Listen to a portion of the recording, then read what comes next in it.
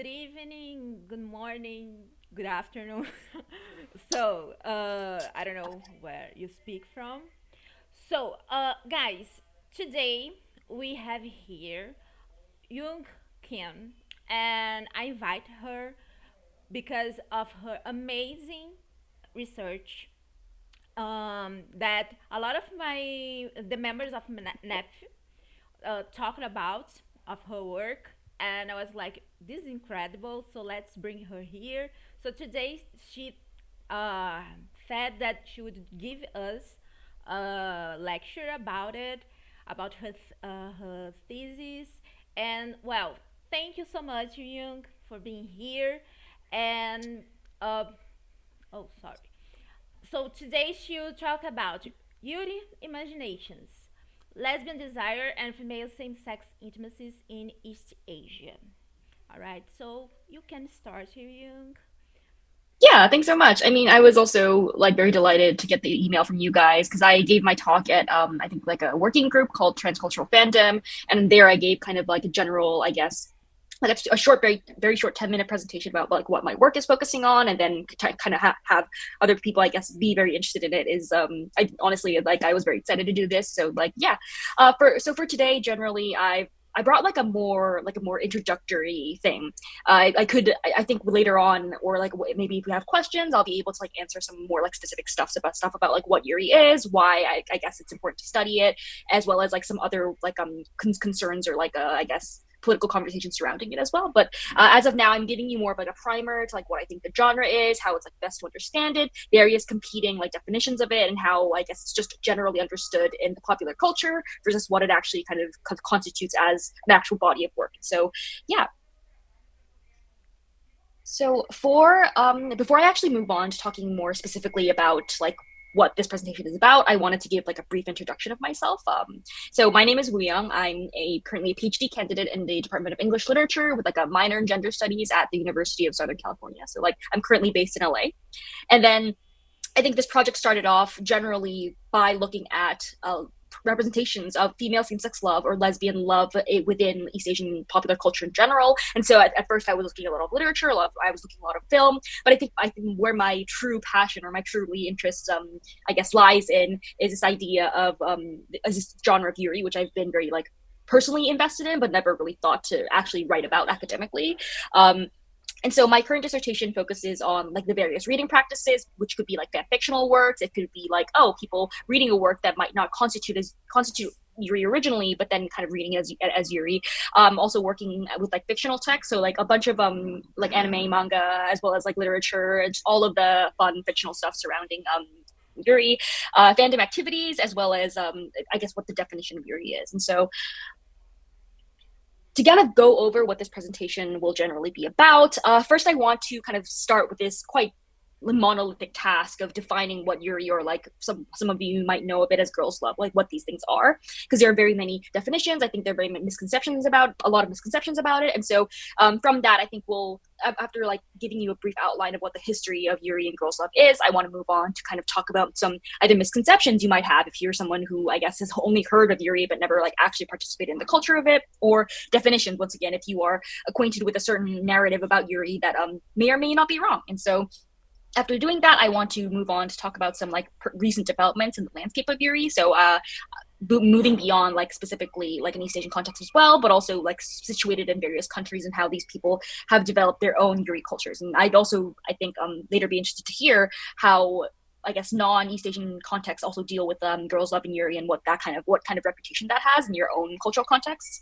And lastly, and this is more self-indulgent, but I'm probably going to I guess take some time to introduce you to my personal Yuri recommendations and interests, because I think it's always nice to root this project in more of like a personal viewpoint as opposed to like, oh, this is something that I'm not actually a part of, or I'm like looking at purely from an academic like interest, which this is absolutely not. This is a lot of it is indulgence, a lot of it is like deep like I guess like years and years of like personal I guess collecting and interest and reading and all that stuff. So yeah, with that said, I want to kind of, I guess, move on now to talk about a brief introduction of the history of the Yuri genre and the various historical and cultural developments that have shaped it into its current form. And so the word Yuri literally means lily. And like though it is like a flower, it is now used more in the first time it was used in relation to this genre of female same-sex love was actually in a dedicated column called Parazoku, which is it's like rose. It's basically means rose people in Japanese, and it was a dedicated magazine for gay people. And then from that magazine, in that magazine, there was a like reader corner, a reader submissions corner, where like women readers of this gay magazine would write in. And so not a lot of these people, like the readers wouldn't technically be lesbians. Not all of them would be lesbians, but a lot of them would be like women who have interest in this gay culture. And so it could be a heterosexual woman, but that column was named Yurizoku as because bara, which means rose, is typically associated with gay men. And then so this the kind of the editor of this magazine jokingly said like, oh, if we use roses to refer to gay men, what will be like the counterpart for lesbians or like women who are in love with other women? And so they kind of came up with this term lily. And I was actually reading an article right before this presentation where they kind of talk about how this like idea of like Yuri and lilies and I guess and women also comes from this like deep it draws from like a Greek tradition as well in terms of this idea of like purity and innocence, which I guess are associated with the genre in some ways, but also subverted. Like, and we'll talk about that more later on. And so nowadays, I think the term has significantly like moved and evolved and developed in a lot of ways, where there are some like connotations or like references to real lesbians. I think is interesting is that Lily here started off as like an actual term that revolved like that depicted or represented like real life lesbians, whereas now I think Yuri, like you wouldn't call a person Yuri, you could call a person lesbian, you could call a person queer. I think like the preferred term in Japanese is often like sexual minority, and so like you could call someone that, but Yuri now refers more to like a genre, like a fictional genre, as opposed to like, oh, a person's identity. And so I think one of the most common like I guess somewhat homophobic responses that some people get when coming out in Japan are like, oh, when you tell someone I'm lesbian, often they will be like, oh yeah, like I really love like your BL, and some people will be a little bit offended by that because they kind of want to maintain some distance. Some people I guess have and some people point out like I guess the histories of the term and whatnot, and there's a lot of history going on behind that as well. But once again, the term has evolved significantly away from real life lesbians, also from gay magazines. And right now, if you say Yuri or if you talk about the Yuri genre, it would be more a subcultural genre of works, specifically within like anime, comics, manga, TV shows, like a lot of popular media surrounding East Asia.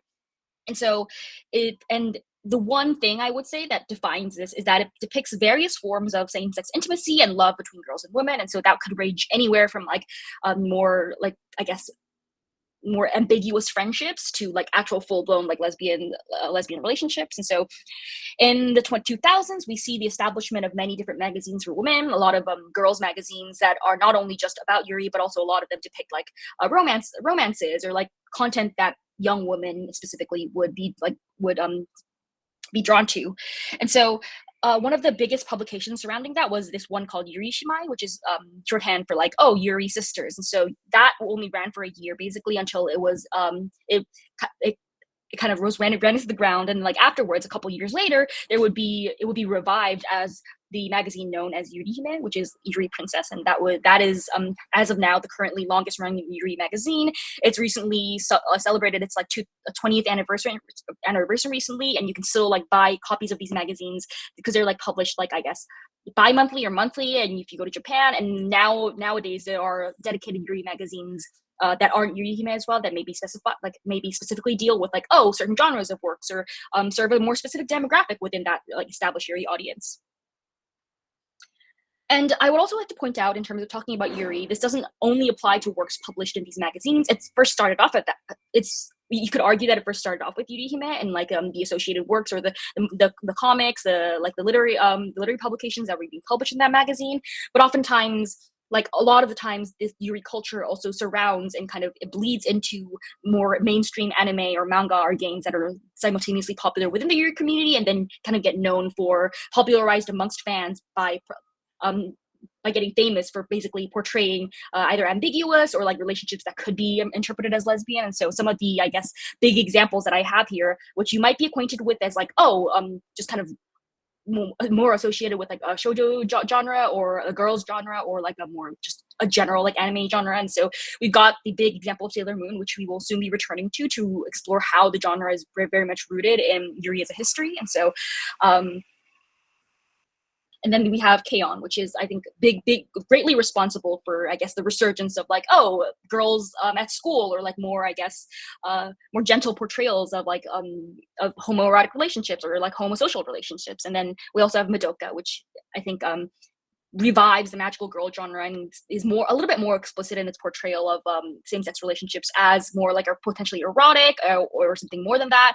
And then we have I guess also works like idol works like Love Live, which once again are also like both popular amongst Yuri communities as well as just kind of regular like fans of anime and like idol culture and stuff like that. And so I think it's by introducing these works, what I'm trying to say is that it's important to note that Yuri often works not as like a pre-established genre category, though a lot of these magazines play a significant role in defining or like maybe setting the boundary in what Yuri works belong, what kind of works belong to this genre.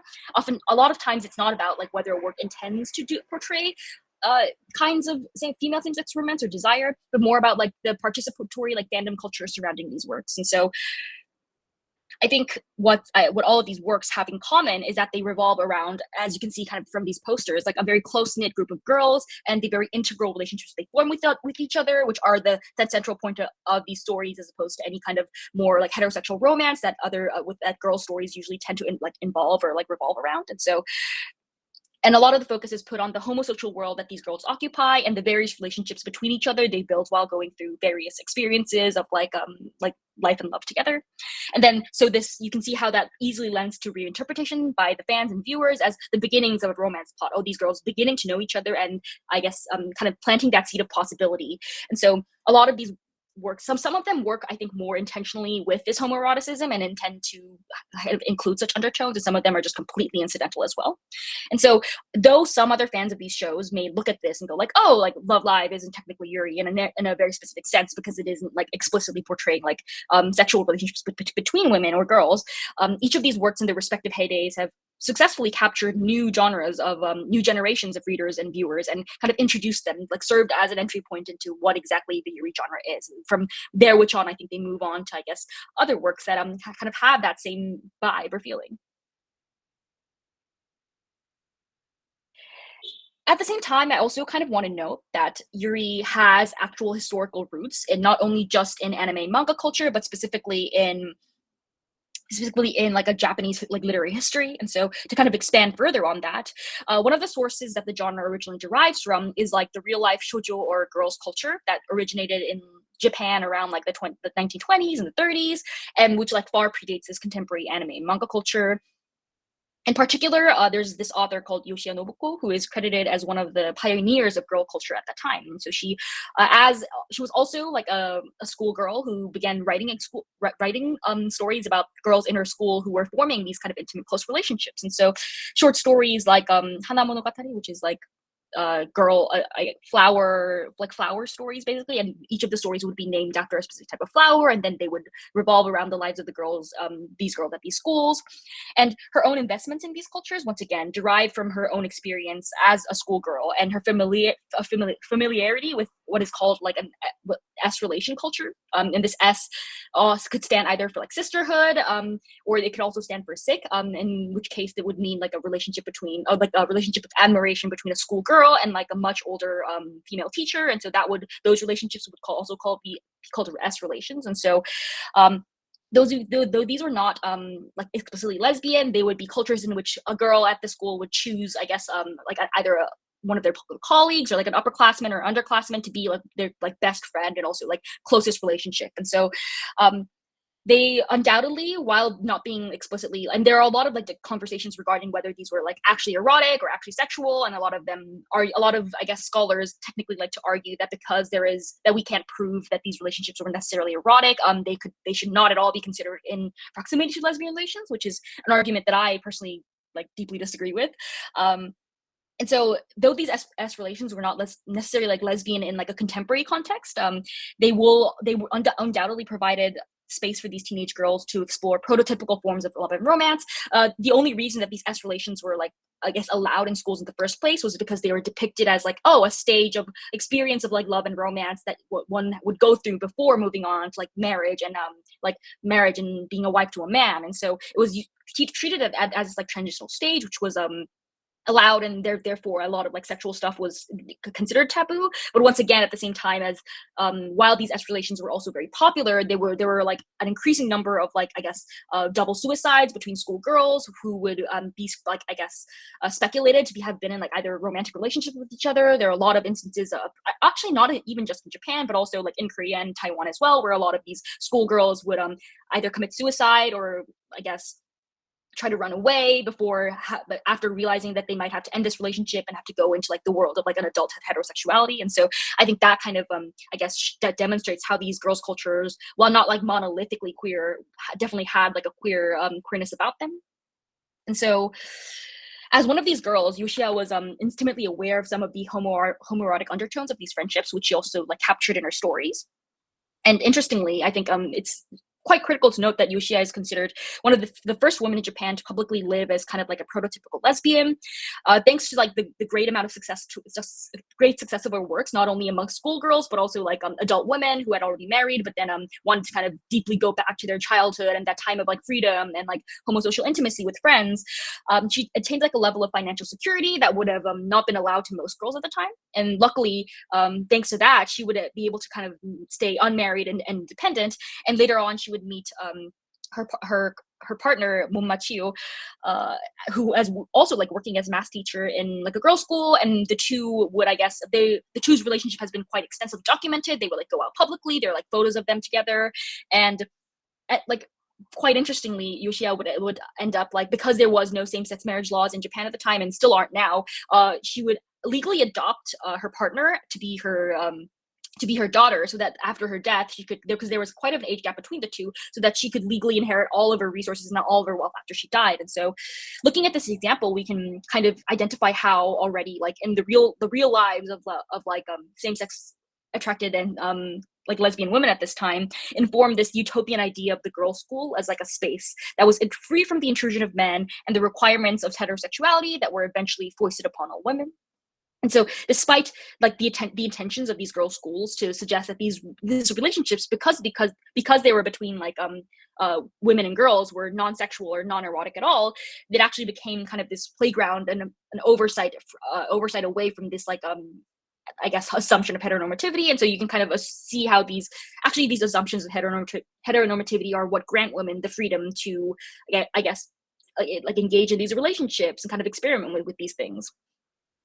And I think one of the last points I do want to point out is that though Yoshia is mainly known for being popular amongst young girls, a lot of her later novels also explore these adult women who are already married and have like children and husbands, but they still like, I guess, desire the freedom of their youth, and they kind of they would like travel back in time to kind of remember those sweet memories of like their best girlfriends and all of that stuff. And so you can kind of see how, I guess, though like it already grapples, like, I guess, with a lot of the struggles that lesbians would go on to experience in the process of their like identity formation.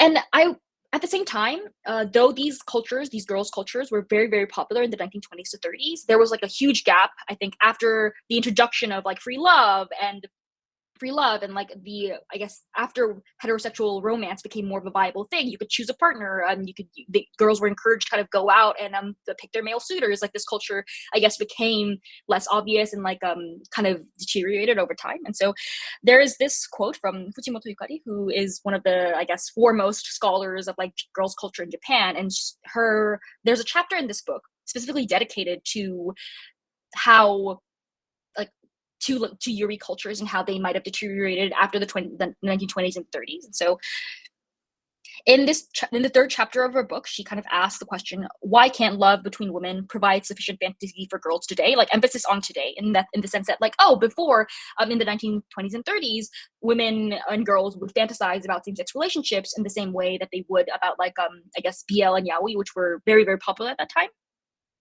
And so following the increasing popularity of shoujo manga that featured male homosexuality in place of more typical heterosexual romances, a lot of shoujo readers would begin to ask why it was that shoujo manga was yet unable to conceptualize love between women as like a similar source of like romantic and sexual fantasy. And so Fujimoto has one conversation. She details one conversation with a lesbian reader who comes up to her like after a talk to ask her like, oh, why do you think that in contrast to the 1920s, a lot of girls culture does not include depictions of female same-sex romance. And what's the problem with that? And so one of the answers that Fujimoto Yukari kind of offers to this woman is that, oh, girls kind of have this dysphoric relation, or this they have a, I guess, due to years and years of sexual repression, they can't really imagine a lot of sexuality happening like involving the female body, and so they would escape to like this world of male homosexual romance. At the same time, I think this woman kind of offers an interesting point, is that like, oh, but we can't always argue that's kind of essential or like necessarily the case, because there was this example of girls culture in the 1920s, and we can see girls very involved in that to the extent that they would even take their lives, or kind of reject an entry into like a heterosexual society because they were so influenced by these works. And so even though in the 70s and 80s, which I think is like when like Japanese anime and manga culture really begin to kind of rise, a lot of the depictions of lesbians would be very tragic. Like, not, they would not be like very happy-go-lucky, or they would not be like innocent and free like those in the 1920s. If they did depict lesbian relationships, they would often end in either one of the parties dying, or them kind of having to break up, or like moving on from this close relationship, and then kind of, I guess, returning back to heterosexuality in a sense. And so one of the questions that is constantly being asked is, what kind of other narratives can we tell about lesbians and other like sapphic women in a sense. And so from that, kind of prophetically, and so after that, it was only during the 1990s that this genre would see like a significant change in which it imagined love between women. And these works started emerging around the same time that Fujimoto kind of published this great tome on like girls' cultures. And so the Fujimoto terms this new turn towards like more like, I guess, positive or like bright or happy lesbian relationships as like the bright lesbian works. And they tend to take a more playful attitude towards female same-sex relationalities and also lesbian relationships, moving away from this kind of gloom and doom of the previous decade. And in charting this like genealogy of like, oh, lesbian representation within like girls' culture, Fujimoto credits one particular work as being quite indispensable to this cultural shift. And I'm sure that almost all of you, if you are like in some way acquainted with like Japanese manga or anime, have like heard of Sailor Moon. Even if you're not, you'll probably have seen her around because she's become such a popular figure of late.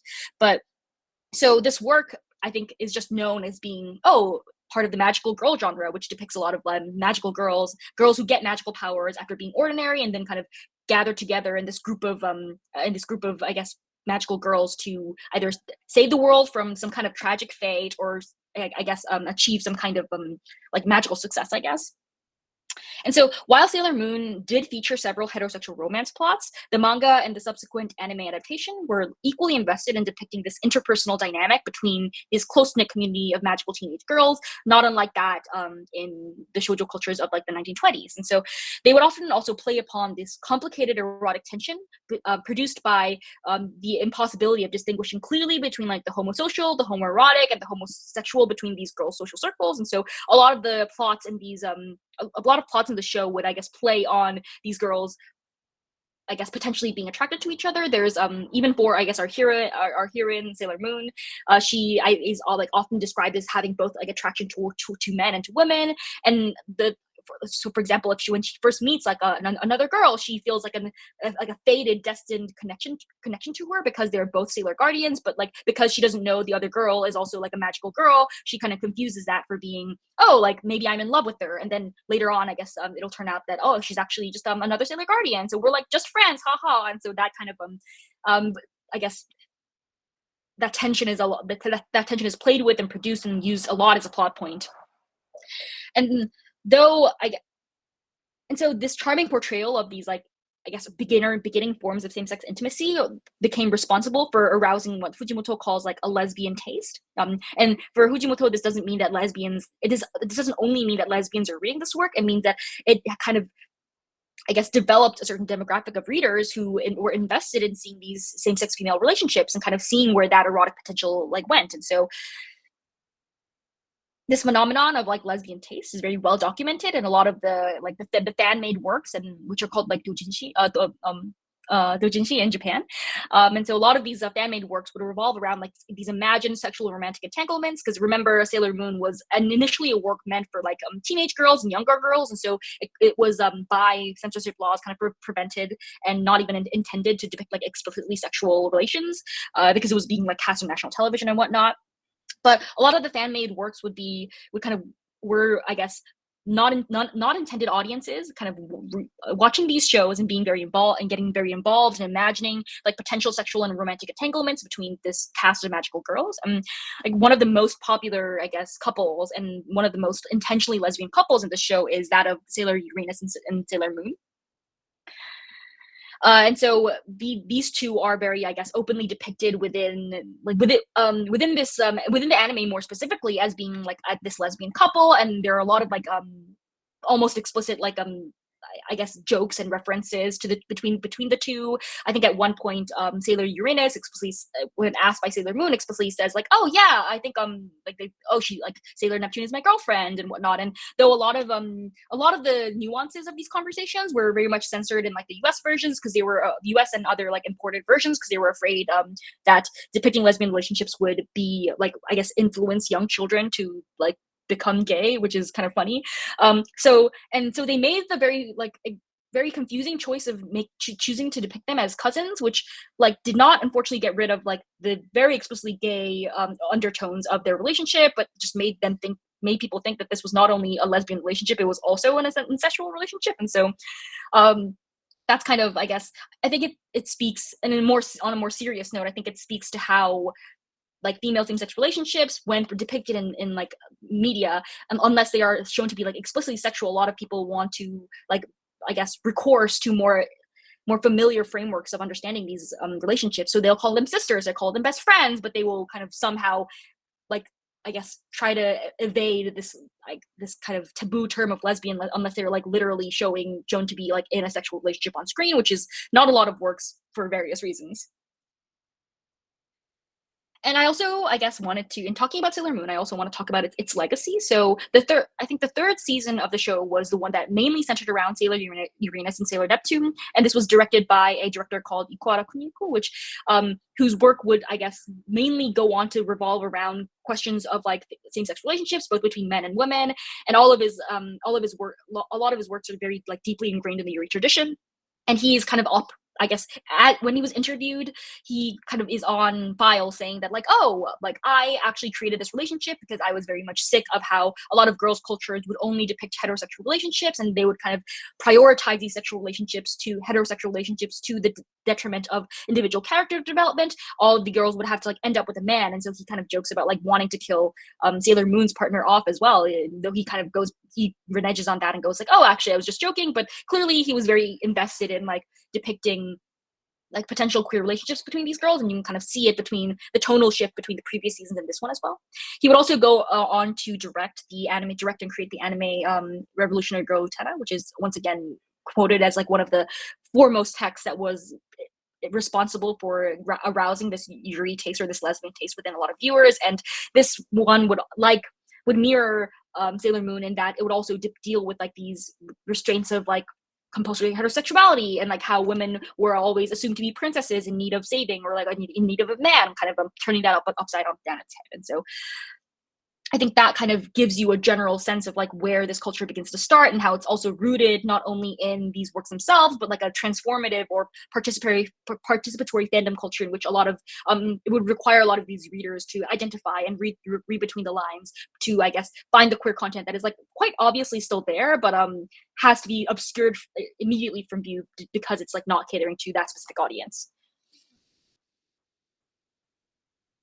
And of course, we can't really go without mentioning this work also called that this work was also responsible for this like huge Yuri like renaissance, which is Kono Oyuki's like novel series. It's called Maria Watches Over Us, and basically this work is indispensable to the development of this genre because it kind of resuscitates or like it connects Yuri back to the culture of the 1920s of S relations and of like girls schools at the time.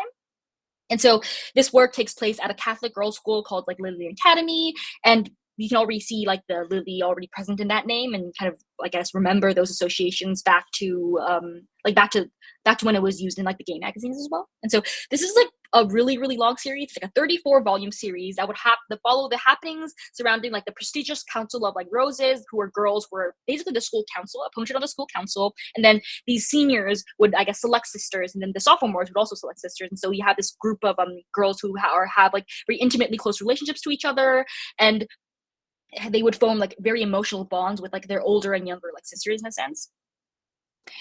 And so, though nothing explicitly romantic or sexual like happens between these girls, there are also like nods to lesbian sexuality. There's a episode in which one anonymous girl from the school gets pressed for like publishing like a secret lesbian novel, and that kind of, I guess, that in a way reinforces the idea that the other girls at the school are like potentially not queer, or like they don't I guess engage in like similar like sexual desires as that in the story. But even then, there's this very strong, powerful air of homoerotic desire that like structures all these girls' experiences, because they would not only would they go to like an all girls middle school and high school, they are also like later depicted to go to like an all women's college. And so this novel series like generally, except for a couple episodes, very disinterested in like this heterosexual romance. It tries, I guess, the best to kind of evade that and try to focus more on this group of girls. And so of course there were a lot of like secondary fan works, and a lot of current Yuri like authors and creators have like professed to having experience like creating doujinshi, or like fan created works for this genre. And so that kind of I guess this becomes the stepping stone for a lot of after impressions of the Yuri genre as being taking place in girls' schools, which a lot of them do, but a lot of them don't, and which we will get to in time. And so, having kind of given you a breakdown of like what the beginnings of Yuri and where this historically where it comes from, culturally where it comes from, I want to talk about some of like the very commonly like repeated misconceptions around the genre. And so, a lot of, if you comb through like the few academic accounts of Yuri, which like there are, I think, are slowly increasing, a lot of the errors that are perpetuated about Yuri are often due to the fact that people who are writing about the genre come from like an outsider perspective, and they're not like fully informed by how actual communities are organized, or like, oh, the overlap between potential like queer communities and the Yuri community. And so I think it's really important, I guess, before even trying to talk about anything regarding the Yuri genre, it's so important to clear up these misconceptions. And I feel like every time I give a presentation on it, or I talk to someone who's like not intimately involved in the genre, these are all points that continue to come up and are also discussed like extensively within online communities, or not like rooted in histories of Yuri as well. And so I think these misconceptions are also like deeply important because they touch upon this proliferating scene of like queer and feminist cultural production in East Asia, as Yuri like works in between and navigates the blind spots of like a mostly heteropatriarchal society to locate pockets of queer pleasure and also female same-sex desire. It kind of interfaces contemporary anxieties regarding like how the female body is supposed to be depicted, or like what kind of feminist ideas, like feminist, I guess, movements have recently been like arisen in East Asia, trying to kind of talk about these feminist points. And also that kind of, I guess, bleeds into the way that Yuri genre is talked about as well. And so over the course of this section, I'm going to refute some of these claims, but also give some like background information as to paint why these, I guess, misconceptions occur and where they come from, not just to be like, oh, that's just wrong. And so I think one of the first misconceptions that I want to talk about is that, and this is one thing that comes up a lot when I talk about Yuri with other people, is that how, oh, Yuri is effectively cannot be qualified at all as queer or lesbian because it's unwilling to portray more explicitly sexual or romantic desires between its characters. And so a lot of these arguments often draw upon the aforementioned traditions of shoujo culture in Japan, where, oh, for various like external censorship reasons, or like personal reasons of like or societal reasons of like sexual repression, a lot of women were just not allowed to draw like any sort of sexuality beyond oh, but marital, very dedicated like reproductive sexuality. And so, though I concur with the fact that Yuri has distinct historical roots from like words like lesbian, or like other more politically motivated genres of queer cultural production, I think it's also important to emphasize that it would be disingenuous to state that like, oh, Yuri is only strictly about platonic friendships, because it's never really been that way, nor is it currently that way. And so I brought like on the side of this like slide, you can see like, I guess, depiction. The top two are some of the most recent editions of the Yuri Hime magazine, and you can see these girls obviously like look like in kind of loving like physical contact with each other, as opposed to being like, oh, just strictly two friends. And um the latter one is from a while ago, and it's in Yuri Hime. I think once, while a very popular magazine, they had kind of misconceptions about who their readership was. They were like, oh, maybe by like separating the sexual stuff from the platonic stuff, having like two different versions of the magazine, we could like drum up more readership in like amongst like both male and female communities. And so they created this offshoot of Yuri Hime magazine called Yuri Hime Wild Rose, which would be like explicitly about like more sexual relationships between women. And of course, they thought like, oh, this must like draw in men who are, I guess, have some kind of either fetishistic or like erotic attachment to like to, I guess, portrayals of lesbians. And unfortunately, that experiment did not work out because they realized that like both demographics for the magazine remained pretty much the same. It wasn't that like, oh, more men or more women were attracted to this. It was just like the same group of people buying the magazine, just in like different versions of it. And so that was pretty much like quickly abolished. And nowadays, if you like flip through like an edition of Yuri Hime, it's like pretty uncommon to see works that like don't have any kind of erotic like portrayal of these relationships at all. And so I also, at the same time, instead of just stating that Yuri is like rooted or depicts like erotic or sexual relationships, I would also like to suggest that there are also works that prefer to like dabble with the more platonic or the ambiguous portrayals of these relations. And so, and that at the same time does not disqualify them from being Yuri. These works are still included a part of the Yuri genre, and they are like pretty proud about that as well. And but however, nowadays I think that readers and creatives of Yuri have purposely expanded the definition of what this genre is, so that they can kind of explore like, oh, where the boundaries between like homosociality, homoeroticism, and homosexuality are. And so you will have, for example, works that maybe depict a group of girls who like start off as friends and then slowly evolve into lovers, or maybe that it'll just be like, oh, the erotic tensions between a friend group and nothing like overtly sexual will happen. But even then, I think it's important that we keep the definition quite open as to explore like the queerness within all of these relationships, even if it's not like explicitly focusing on the sexual. And so let's take a brief look. I want to take a brief look at this jokingly created graph that is like a common Korean meme circulated around Korean readers of Yuri, or as they say it in Korean, it's called pickup, which is the same word as Yuri, just as it's Lily, Yuri, just said in Korean. And so this lens is drawn here in like the shape of a convex lens. And so it also like through, I think this is a joking way to refer to the way that a lot of Yuri readers are very open to reading like a variety of female same-sex relationships as being part of Yuri. And so this could include friendship, it could include affection, it could also include some of the more like negative relationships between women, like sexual attraction, jealousy, hatred, murderous intent. Like all of these through this Yuri lens become included in that. And so it's both a kind of joking way to touch upon like the desperation of these readers, because unfortunately there are like not as much works depicting female same-sex relations as there are for like traditions of like BL and yaoi, which are like very very much popular, and like I think honestly constitute a lot of fandoms like both in the East and the West. And so due to this lack of text that can be coherently read as Yuri, a lot of fans will go to extract even like a faint semblance of same-sex desire. And so this could be like even just like a what it could be read as, like, for example, like, oh, like a relationship of hatred and jealousy could once again be like subverted and maybe imagined in a different way, where these girls are actually kind of, this hatred and this murderous intent is like based on like an erotic pull towards each other that they just haven't recognized. And so I think this is quite illustrative of how like the pickup lens, or like the Yuri lens, travels across this wide spectrum of same-sex relationships, with an emphasis on other formations of desire that don't necessarily fall in line with how we tend to imagine romantic or sexual attraction. And so I think in certain ways it is it advocates for understanding of queerness that is not explicitly based on like a physical sex act, and more amorphous, and also can be experienced in various forms of ways.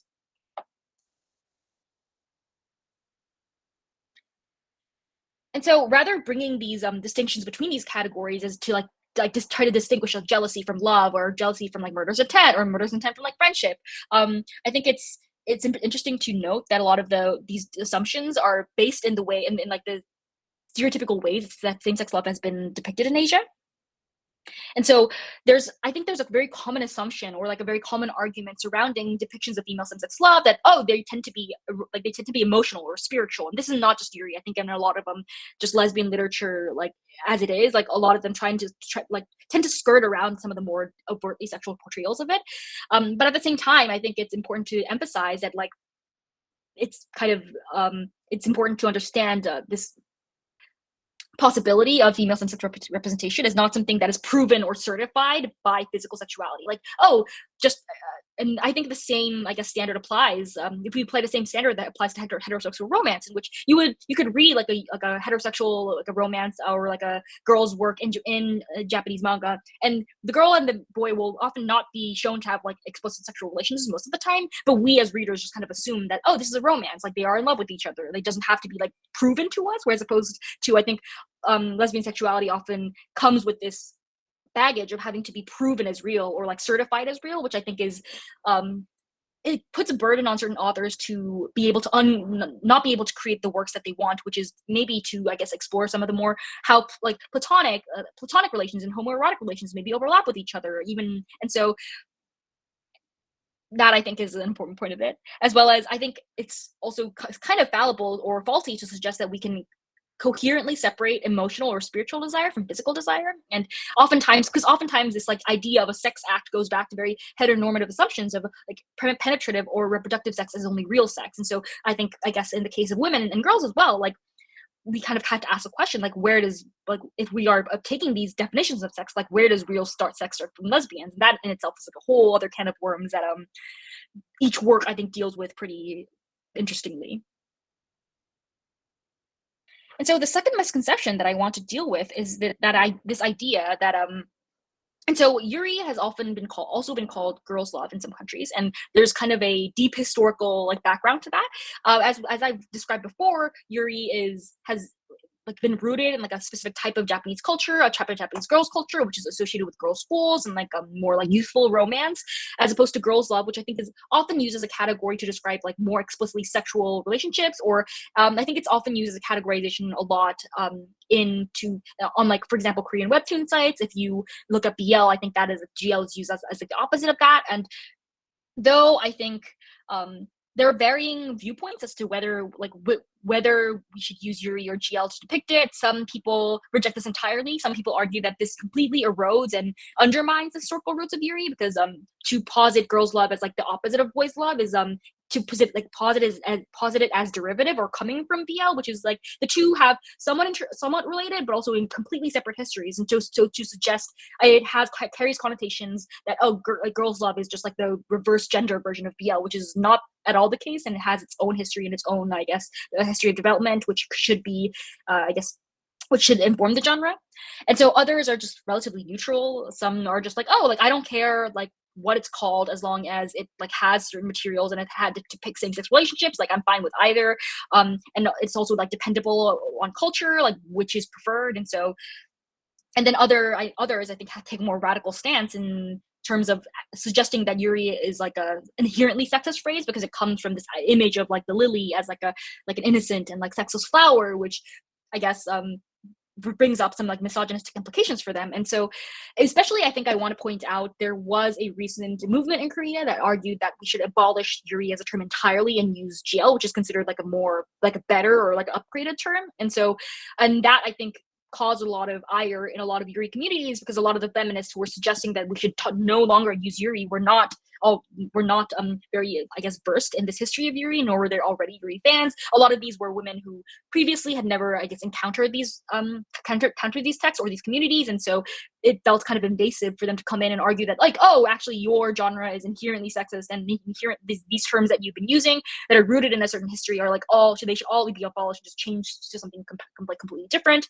And once again, a lot of these feminists were also like coming from the BL community, and so for like I guess BL fans who were not at all acquainted with Yuri to kind of come in and argue that we should just completely change the genre because this is bad was not very like well received. And so I think there's still ongoing conversations, and once again we can talk about like what countries use what term more and like what is more preferred and like in which cases and so on and so on.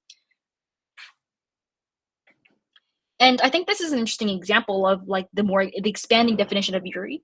This is from a Taiwanese author called Yang Chongzi, and she posits this idea of like the Yuri quadrant. And once again, she's another author who has been very ingrained in the Yuri community and argues for like a more like a wider definition of Yuri. And so this is kind of interesting graph. We have like on this like x on this x line we have this like spectrum of like spiritual love to like more like physical sexual attraction, and then we have like this other the y graph, which is it argues that like it scales from based in reality, which means like real lesbian individuals, to like fictional representations rooted in like ACGN culture, which is like a short like a an acronym for like the anime, comics, and light novels, like all of the I guess these properties and properties associated with like Japanese culture in a way. And so we can see kind of this division between like girls love, for example, would be fictional representations of more like physical love, whereas like traditional Yuri, or like a narrow definition of Yuri, would be like spiritual love that is like fictional and depicted in these works. But overall, I think what Yang is trying to argue is that all of these now count as Yuri, and all we can if you go into, for example, if you open like a copy of Yurihime, you can see works that like go all like everywhere in this graph. And so I think it would be interesting, I guess, someday to maybe like try to label certain works. But once again, it's also not that often. It's not that simple, because a lot of works, I guess, because they're serialized, also change over time, and they change their direction in terms of what they want to do. And so to move on, okay, I think this is a third this is mislabeled as the third misconception. And so the third misconception is often that Yuri only depicts young girls who are experimenting with their sexuality and who will ultimately return to heterosexuality. The genre will like never feature adult women and who already identify as lesbians, or like have works that take place outside this very limited school setting. And so these group of people would argue that Yuri is visibly distinct from either queer or LGBTQ contemporary fiction, which is very much rooted in like ideas of matters of like identity and sexuality, and more like I guess contemporary like rights movements. And so while I do, and once again, agree in the sense that they do come like this tradition of queer writing, or this LGBTQ writing, comes from a different history than Yuri. Unfortunately, nowadays, it's really difficult to argue that the two are completely separate from each other, mainly because there's not an abundance of depictions of lesbians or like female same-sex relations. And so within the small pool of what exists, if you are a lesbian looking to engage with like East Asian lesbian cultures, oftentimes like a lot of the works that will end up being recommended to you are both Yuri works and these more political politically lesbian works. And so, and I would also like to argue that like recently Yuri has begun to more develop long histories of lesbian identity formation, and they have been actively, I guess, incorporating elements of queer culture, and also like depicting women, like adult women who are in queer relationships, as well as there are a lot of subgenres even within Yuri. So for example, if you look into like to like the office lady or like OL genre, that will exclusively only depict women who are like working in offices and like engage in relationships with each other. And I think there is, I guess, some critique to be made that about the processes by which like the teenage schoolgirl becomes this representative face of Yuri culture. Because even now, I think that would like that's kind of like if you think of Yuri, you will think of these like schoolgirl romances. And so there is some contention as to like why we choose this figure. Why is this the most attractive figure to represent Yuri? Once again, this figure is not like completely historical. It's not just a baseless like it's not just a baseless creation we depict because we want to depict like a non-sexual like female same-sex romance. It has historical roots in, as I mentioned, girls school cultures, and like the brief period of freedom that a lot of girls are only allowed to experience like during their time at school without intervention from patriarchal forces and from heterosexuality. I also want to suggest that it's somewhat disingenuous, and a lot of these arguments need to do this, is that it posits Yuri culture as like something that is a monolith, and that is like I guess coherent and then like internally and externally coherent, and we are able to like make broad generalizations about like what certain works are, or like what they exclusively depict, as opposed to understanding it as like an evolving or like organically growing genre like any other cultural form. And so for the purpose of this presentation, I'm going to be showcasing some like prominent examples of how Yuri culture incorporates lesbian culture in East Asia. But at the same time, I also want to encourage you to, I guess, understand that these works that like Yuri does not only pertain to the works that are more willing to take a political stance, and nor are those works like the mainstream. And so like once again, to emphasize that they do overlap, but it's not a requirement that they overlap for it to be Yuri in the first place. And so I'd like to also point out that in recent years, a lot of authors, so a lot of I guess anime and manga culture is rooted in the sense of anonymity, in which a lot of authors will choose to take like pseudonyms. They will choose to be anonymous. They don't want anything to be known about their personal life so that it can't be related back to their work in certain ways. And especially when it comes to like more fringe genres like Yuri and BL, like a lot of these authors are not going to want to like put their official names and associate themselves with these works because they often deal with a lot of like sexually taboo topics, or they don't want their like personal life to be speculated on based on what kind of fiction they enjoy creating. And so despite that, a lot of authors nowadays, because the taboo surrounding, I guess, queer individuals and like queer communities has been slowly, I guess, moving forward, a lot of authors have begun to come out as lesbian or queer. And so, for example, I think in Japan, I think Takemiya Jin and Morishima Akiko are like two examples of creators who have come out as lesbians and have discussed their interest in and Yuri and GL genres as being based in their own personal experience as well. And also within like a lot of Korean GL webtoons as well, a lot, because the GL genre makes significantly less money for authors than like BL stuff, a lot of the authors creating this will have a very personal stake in wanting to tell these stories of like female same-sex romance. And so a lot of them naturally will like turn out to be queer women who like either have same-sex partners or are queer themselves. And so it's also no secret that Yuri texts become more digitized and they're more accessible to readers. Like prior to this, I think it was either like illegally translated versions of like Yurihime, or like the very few like anime that would be adapted into manga or like translated into like other languages. Whereas now I think everything is so digitized, everything's very so accessible, and like with the growth of like this anime and manga industry, it's more easily accessible to a lot of readers like around the world. And so a lot of lesbian teens kind of profess to like reading these manga and anime to kind of figure out their sexualities, or maybe to, I guess, understand where they are in terms of their attraction to women, and just also just educating themselves about how queer people live in the world. And so, for example, I think the author of this comic that I'll introduce later, it's called I think its English name is How Do We Relationship, which has recently ended its serialization. It's also the author hasn't like come out as anything personally, but she explicitly states in the very final episode is that like, oh, she wished when she was first, I guess, creating this work, she wanted the main couple to get married at the end of the series, but unfortunately, because and she expected to be able to do so because she expected that by the end of this run, Japan would have already legalized same-sex marriage, but unfortunately, it didn't. And so, as like both a personal choice and somewhat of a political choice, she decides to not have these characters, depict these characters not getting married. And I know a lot of works do, I guess, try to overcome that immediate barrier by imagining a world in which like same-sex marriage is a thing, and that's kind of also an interesting speculative move for these authors as well. But a lot of works, you can see a lot of these authors take very like pro LGBTQ stances or be very involved in integrating like Yuri culture into LGBTQ culture. And so even when these works don't like are not like based in like a very political understanding of like lesbian identity or like sexual identity, they're still rooted in other senses of like marginality and transgression. Like even when these schoolgirls, I guess, for example, nowadays when these schoolgirls are depicted into getting into relationships, they will actually have moments in the story where they consider they are actually lesbian, and a lot of them will come to terms with that. And so once again, whereas lesbian was treated as almost a taboo word and a word that couldn't be associated with these genres, nowadays that is not at all the case. A lot of these women, like in adulthood, continue to live with female partners, and they also like there are also like manga and anime that actively depict them like going to lesbian bars and like engaging in queer culture in Japan. And so I think that's also interesting.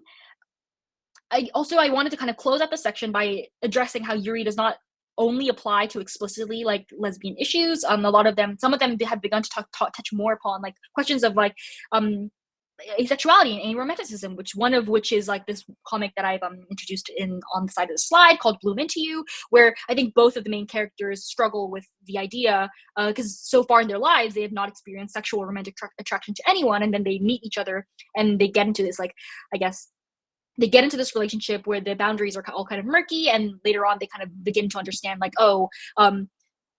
I think they explicitly discuss like asexuality and aromanticism and how that might affect one's relationships, like I guess to one's like embodiment as well as sexuality. In addition to that, I'd also like to point out, as I did before, is that a lot of Yuri works have actively worked to like kind of subvert this idea of a female same-sex love as something that's only for adolescent girls, and it's like a transitional phase in one's life that one kind of comes out of. And so I introduced all four of these works on the side because they one way or like what they one way or another they kind of work to subvert the understanding of female lesbian love as something that's impermanent or something that doesn't last, and so or is only for younger girls who are just figuring out their sexuality. And so I think like you can see, for example, they draw older women. The Single Life, which is the comic on the I guess the top left of this top left of the slide, is about like an older lesbian who does not actually have a partner and is like growing old alone, and her I guess attempt to grapple with what her own lesbian sexuality, even when she's not in a relationship with another woman. And I think that kind of also brings up really interesting questions of like, oh, not only like, oh, is lesbian identity only rooted in like like an actively performed sexuality, or are there different parts of it? And all these other works depict like either like women who are like fully grown and like working in offices, or like women who in universities who kind of come to their terms with their sexuality. And so you can see that though a lot of people who are not familiar with the genre of Yuri try to understand the genre by like looking at the most visible pieces of media and then drawing conclusions from that, you can see that there are multitude of works that draw different themes and belong and like interplay different genres as well. I'd also like to introduce some works that have explored forms of female love that like far predate contemporary lesbian identity, and so they're rooted in like a more historical reinvention and exploration of like what lesbian relationships might have looked like in an age where these where it was almost impossible for women to to be able to pursue these relationships to death, and basically. And so we have like two Korean webtoons called 정연이 and 그녀의 심청, which is called Her 심청. And so both of these works take place in like some kind of prehistorical background where like being lesbian or like the concept of being lesbian was not like a coherent sexual identity, and they still explore like these various relationships between these women and like the patriarchal and like heterosexual expectations they are put under and persevere under. And Taiwan Travelogue as well. And this is I think on the left side of the screen is a game called Summers in Hong Kong. It takes place in 1986, and so both of these works are like take place in like the 20th century, the 19th century ish, and so they try to imagine like what it was like to live in these periods and like what these relationships might have looked like, even as they like maybe don't include active forms of sexual expression, but like more subtle forms of ambiguous relationships between women. Lastly, I want to deal with some other works that venture out into more unconventional and taboo areas of relationships between women. And this kind of, I think these are very interesting because a lot of them are like very overtly sexual and meant to be very erotic, and therefore are not like be able to. A lot of people kind of refrain from mentioning them in public because they don't want to be associated with like, oh, they don't want to be, I guess, like an active reader of smut in a lot of people's eyes. And so these all of these works in various ways depict somewhat unconventional relationships. The first one, which is called Vampires, is like, oh, a girl who's a vampire, who was a relationship between a human girl and a vampire girl. The second one depicts like a lesbian who like buys an android sex robot and then subsequently proceeds to like get into a relationship with her. The third one it starts off as two female friends in a world where women are allowed to get married in Japan, and they end up just kind of getting married to each other because they're like, well, we're friends, we get along together well, we might as well. And then that I think starts off as like a more civil partnership, and then they start actually becoming later on like lovers and like eventually girlfriends as well. And the last one, Citrus, is also like a quite popular one, which depicts like, oh, these two girls. And you will notice that a lot of lesbian relationships, because of like the association of like intimate friendships as like sisterhood or sisterhood, like draw on like this kind of taboo boundary of incest a lot. And so this is also one that does that. These two girls are not like related by blood, but they are like stepsisters, and so they get subsequently proceed to get into like a relationship with each other. And so there are a lot of works I think that kind of toe this boundary between like, oh, what kind of like the way that female same-sex relationships have been like portrayed as like safe or like uninvasive. And so there are a lot of them, for example, will depict like age gap relationships, or like I guess also depict women who are already married and then find like, I guess, cheat on their husbands with other women. And so there's this like whole genre of fiction that maybe deals with some of these more salacious stuff, which I would also, I guess, maybe like to discuss with you guys. And so, lastly, I am going to, I guess, talk about the last misconception, which is how Yuri's audience is primarily male readers. And this is an argument that is parroted a lot by people who want to portray the genre as being like sexually exploitative or like fetishistic towards lesbian. And so, therefore, all of these depictions mean to like satisfy and reinforce a male gaze. Unlike, and then often this is described in contrast to like yaoi or boys love, which is by virtue of having a female audience is assumed to be like more subversive and also like more feminist in a way. And though there are like other arguments to be made surrounding that, I think it's also important to like emphasize that not only does Yuri emerge from like a strong tradition of girls culture in East Asia, which means that a lot of girls and women have been the primary audience for a lot of these works. Historically, the readership of these works, I think if you like look for more recent polls on Yurihime readership, it's split quite evenly between like men and women. And also like I think though the poll doesn't explicitly ask for like their sexual orientation, a lot of more smaller polls done by individual researchers show that a lot of the women who are reading these works are in fact lesbians themselves, and more importantly, a lot of these creators are queer and lesbian women.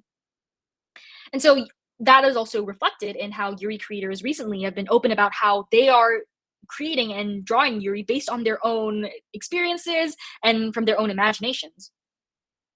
And so even when I'm saying these things, I'd also like to emphasize that even beyond, I would like to define Yuri beyond like the makeup of a genre's readership, because oftentimes these arguments tend to fall back on more essentialist ideas of like, oh, because this genre is mainly read by women, it must be progressive, or it must be like sexually challenging, or it must be like somewhat progressive in a certain sense, whereas because this genre is read by men, it's like bad and it's exploitative and it's not feminist and whatnot. And so I think there are interesting conversations to be had about like how certain misogynistic ideas about like sex and gender are, I guess, seep into these genres. I want to kind of debunk the idea that mainly just because a certain readership is a certain way, this genre is necessarily like better or progressive or like more socially meaningful. And yeah, and though I would also like to, and at the same time I'd also like to acknowledge like the inclusion or like the ability to deal with lesbian women's relationships is also enhancing Yuri as a genre as a whole, because a lot of these works begin to actually touch upon issues that affect lesbians and queer women as well. So with that said, I kind of want to also describe like gender or beyond one's gender or sexual orientation. A lot of Yuri readers are, because they are here specifically for works that depicts like lesbian or female same-sex relationships, which are very very like rare in more mainstream media. A lot of these readers, even male ones, are vehemently opposed to like any male interference in these genres, and so they see this work as they see any like intrusion or like potential of like a man stealing the girl as like an invasion of like what the genre is supposed to be. And so uh some readers will not read Yuri that have like any men in them at all, because they consider it to be like somewhat too male centered, while others are more fine with like boys and potential heterosexual possibilities being there, as long as they don't like trump like the importance of like the female same-sex relation at the center of it. And so um as an example of this, if you are acquainted with like Love Live, though the series has like a lot of male fans and has been kind of memed to death for having like very excessive male fans, the internal world itself has evolved since its conception to be completely and effectively a world without men. So at the beginning of the series, you will see like men passing by on the street, or like fathers, or like if you see, for example, teachers, they might be men or passersby. Whereas now, I think the world has completely evolved to have no men entirely. And so these pictures, if you see like all the fans of these idols are women, the board of like directors is also made entirely up of women. And then if you look at the bottom screen, like there is no male toilet at all. This is just like a bunch of girls, and this is like a co-ed school, but there just is no like male's bathroom, I guess. And so while this might speak to a different kind of like more fragile heterosexual desire, where like they don't want their favorite female characters to be tainted by any association with men and therefore like sexuality, it also like pretty much works in the favor of a Yuri imagination, because this world is like kind of a science fictional world where inexplicably there are no men whatsoever. Like every single relationship that will happen in this universe is effectively like a Yuri relationship. And so it also has evolved some like level, this like I guess idea of like Yuri worlds being completely without men has evolved as like a level of parody and like self-awareness among creators who come up with like increasingly creative ways to not have to depict men in their work. And so this effort would range anywhere from like drawing men, but drawing them as like faceless blank figures, or having them take place in like same-sex schools where naturally there would be no men, to like very science fictional and like fantasy worlds where like men never existed in the first place at all, and so they've gone extinct and it's like only a world of women. Or and they also come up with like increasingly creative ways for like, oh, women to get pregnant with each other. And so they'll talk a lot about like I think a recent game that I played had this whole spiel about like, oh, this new technology where like women could get pregnant with each other. And so that's kind of interesting to see as it overlaps with other like science fictional imaginations where like, oh, which imagine like a world with only women. But in contrast to that, I think this is very much not only centered in like a female utopia, but like in a desire to see a lot of like lesbian relationships. Also, to this is something that a thread that I've briefly explored and through this presentation as well, but to briefly touch upon Yuri's like tenuous relationship to BL, I would also like to point out that despite a lot of conversations, academic conversations specifically, only centering around BL, when they talk about like queerness, queer fan fiction, and queerness in like transformative spaces, a lot of them tend to portray women who consume and talk about BL. However, then though this might like differ in like various contexts, social contexts, I think a lot. It's not like overgeneralization to say that the vast majority of BL fans, specifically in East Asian fandoms, are identify explicitly as heterosexual women.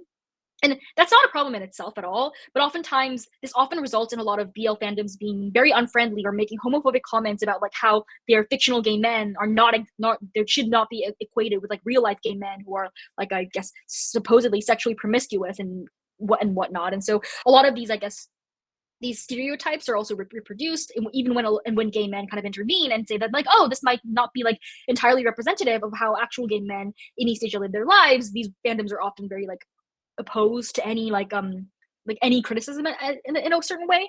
Whereas I think that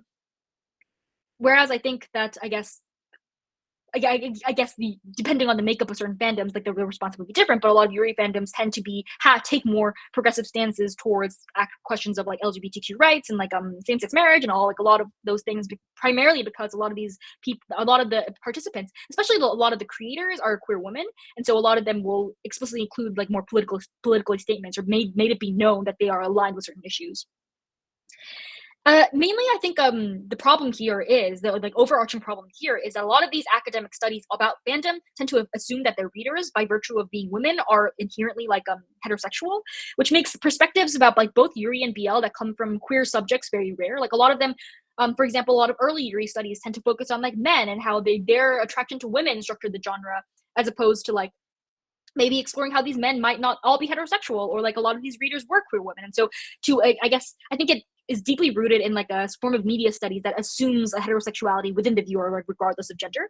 And so I think one real blind spot right now is a lot of lesbians also enjoy BL and yaoi and stuff like that. However, there are like almost no papers or like no academic sources published about like how lesbians might want to like, I guess, consume BL and how their like sexuality might influence that as well. And so a lot of, I think, smaller papers that I've read have talked about how a lot of women who are attracted to butch lesbians, or like a more like youthly, like boyish representations of femininity, and masculinity, are drawn to BL because they can kind of imagine these butch women as being the main characters. Or a lot of I guess genderqueer or like trans people are also like they become attached to BL because they see it as a very interesting performance of like masculinity and gender and like all these like different homosocial sexual relations. And so I think these are perspectives I think that will be more expanded upon time. But I'd also be interested to see and hear if you guys also have any contributions or thoughts about that.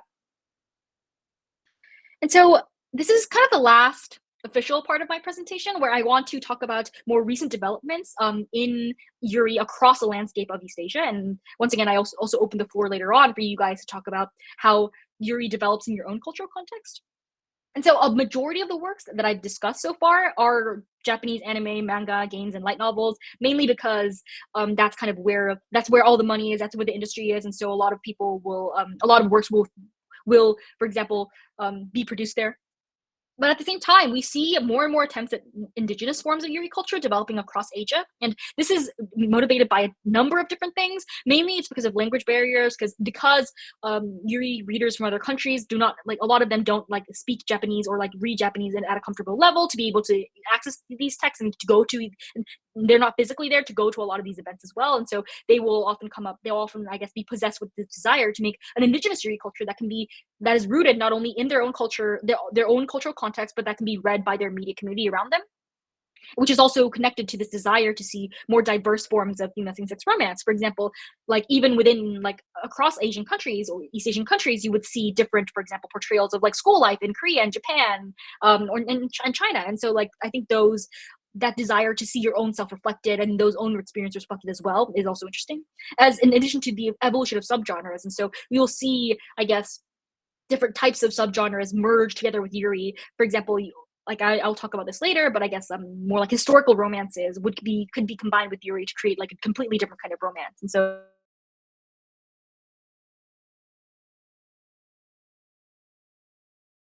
there are large internet forums.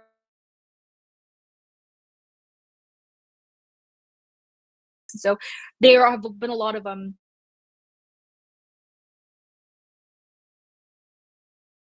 translated and published in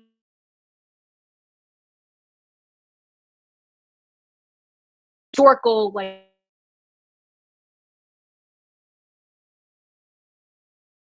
historical Chinese.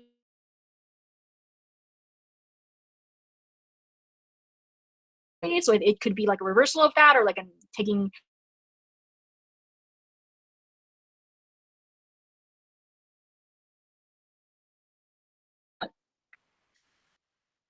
And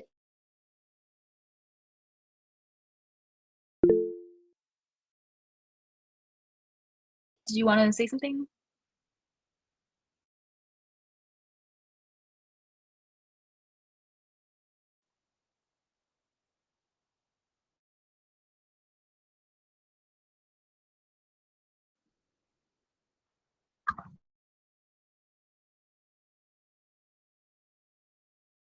I can redo it. I think I didn't realize that you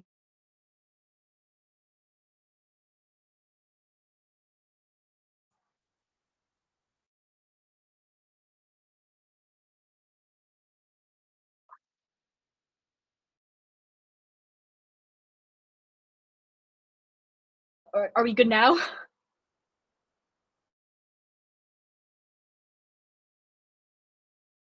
Moment to like readjust and then we can start talking, I guess.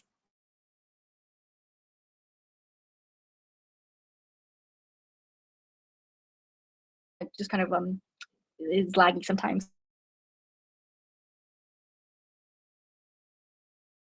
Start again from the recent developments. Though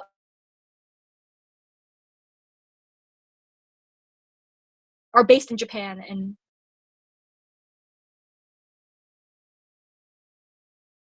so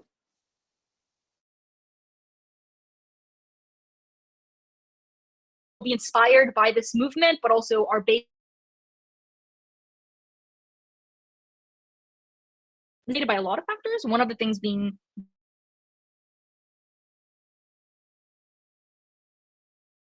or like are not like, I guess they don't have access to works that aren't translated yet.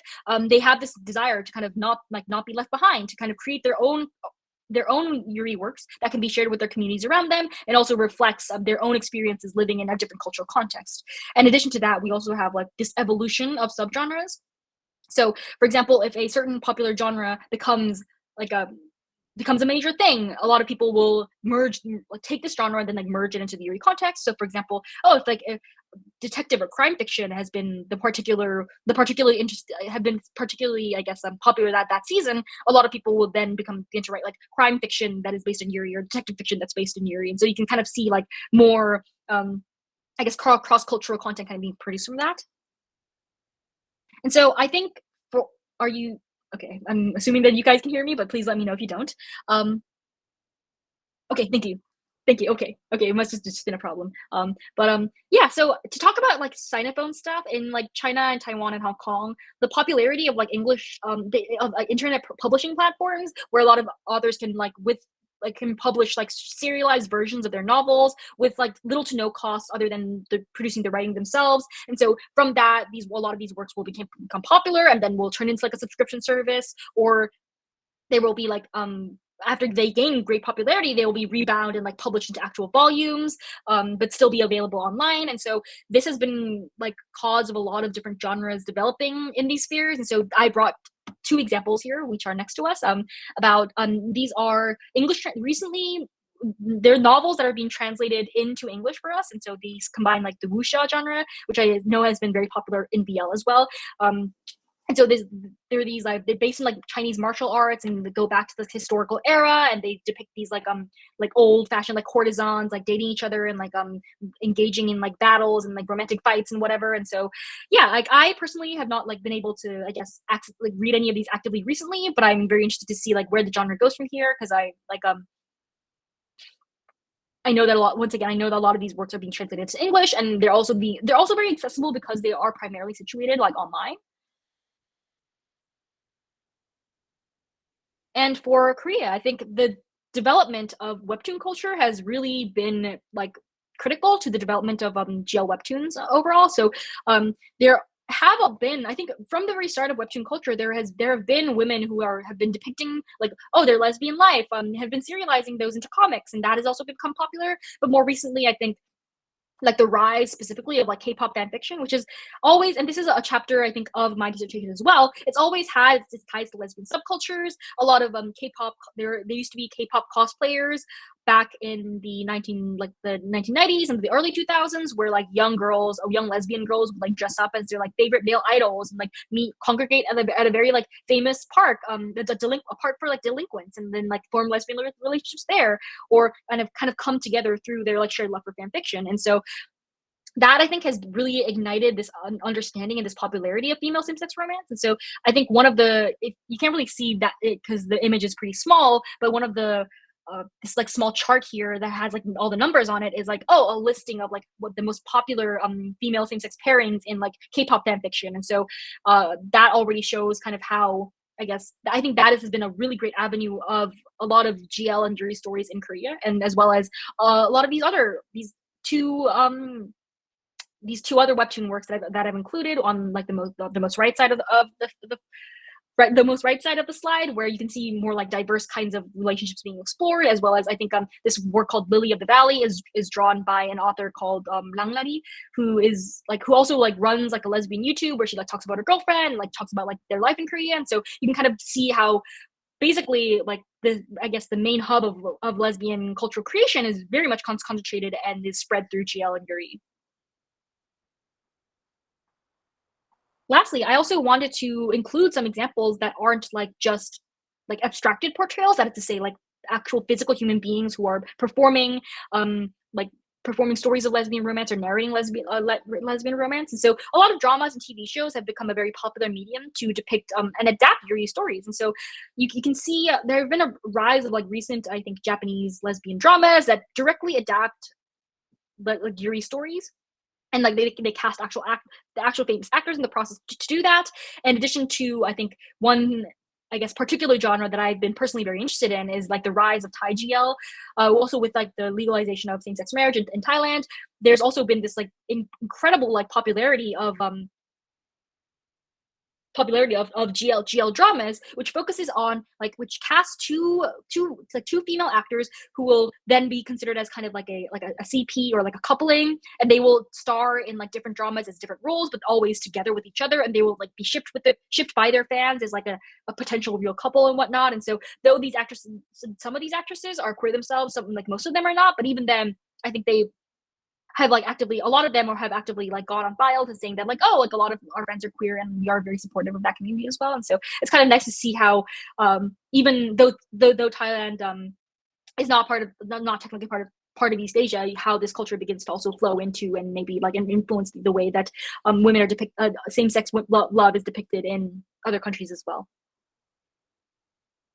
So yeah, and I kind of want to end this on like a more lighter note before we move on to like questions and comments and kind of talking about your responses to this as well. So I have been recently getting back into girls depictions of girls band Yuri animations, and so none of these are once again are considered like technically part of like the Yuri cultural production, but has been mainly repurposed by fans who like are watching this stuff, and so we see a lot of the culture of girls bands in Japan, where a lot of to kind of combat this very male-centered band culture, a lot of women will form bands completely made entirely of women, and so that I think has been taken up as like a source of interest in anime culture as well. And so we have these groups of girls who, like, unlike like who are kind of like idol culture in the sense that they are all working together and they are depicted in like various like relationships with each other, but also I think all of these animes I think touch specifically upon like questions of neurodivergence, questions of racism, as well as like I guess like various societal problems of like poverty and whatnot that might affect these girls. And so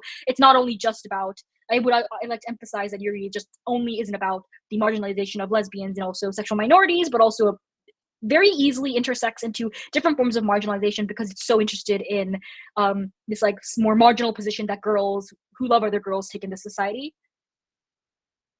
And I also want to, I guess, recommend some. I think some the one on the work on the most left hand side of this presentation has recently got an anime adaptation, and it's kind of like it's a polyamorous lesbian romance, which I think is kind of unusual, but also like kind of lighthearted and fun. And then the two ones on like the right side, and the one in the middle is this also kind of salacious romance between like a student and then a teacher, which ends I think culminates in like the teacher eventually going to like jail for dating a minor. And I think though there are a lot of like controversial aspects of it, I do think it's interesting that it's actively touching upon like, oh, like somewhat like taboo relations between women that happen in more like, despite them like I guess them meeting in more public spaces, that could quickly like devolve into interesting conversations about like what kind of lines do like lesbians have to cross for their relationship to like seem more taboo or like less taboo or whatnot. And then the last one is more of like a it's more of like an everyday type of romance where the two girls like meet in school, and then interestingly, and a point that I think I probably forgot to mention in my earlier slide is that even though a lot of these works might start as these girls meeting at school as like schoolgirl romance, it will quickly like develop into them going to after they go to college and the series goes on, they will once again begin to navigate more of the like the realistic expectations of two women trying to live together, trying to find a place to live together, balancing like their social life with their work life and their relationship and whatnot. And so I think it was a very I've read it recently, and I think it was a very tender exploration of that. So I would encourage you to kind of maybe look into these, and I also encourage any like recommendations from either of you, any of you who like have footing in this culture. So yeah, I mean, I think that's kind of it for my general presentation, but I would like to hear any like questions or comments or clarifications, as well as if you have any like personal investments in Yuri, like how did you understand it so far? What kind of things did you maybe, I guess, notice when I was doing the presentation and whatnot? So yeah, thank you so much. I know I talk really fast, but hopefully it wasn't like incomprehensible.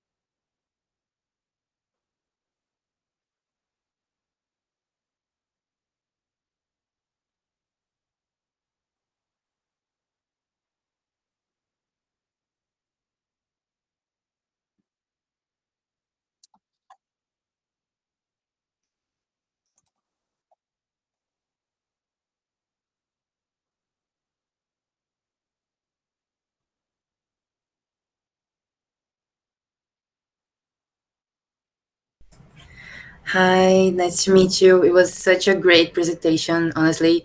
It was amazing.